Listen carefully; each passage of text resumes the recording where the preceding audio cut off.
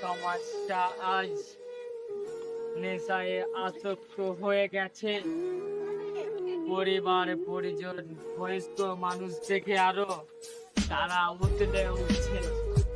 নেশায় আসক্ত সমাজ, নেশায় আসক্ত ধ্বংস সমাজ গড়ে তুলেছে এই সমস্ত ছেলেরা। আমরা এই সমাজ চাইনি। আমাদের সমাজে ভালো ভালো শিক্ষা প্রতিষ্ঠান ছিল। আমার কাছে টাকা নেই, ঠিক কাজ করে। আমার কাছে 1 টাকাও নেই। আমি ভাত দিব না, ভিক্ষা কিনতে পারবো না। ভাত দিব না, ভিক্ষা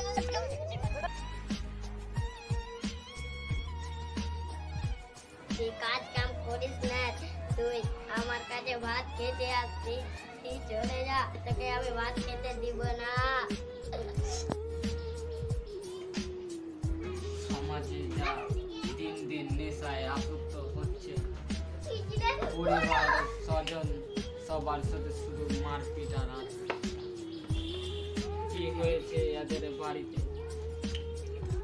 ডেলি মারপিট আর নেশায় খেয়েছে, পরিবারের কাছে টাকা চাইছে। টাকা দিতে না পারায় বউকে রোজ রোজ পিটাচ্ছে। এই সমাজে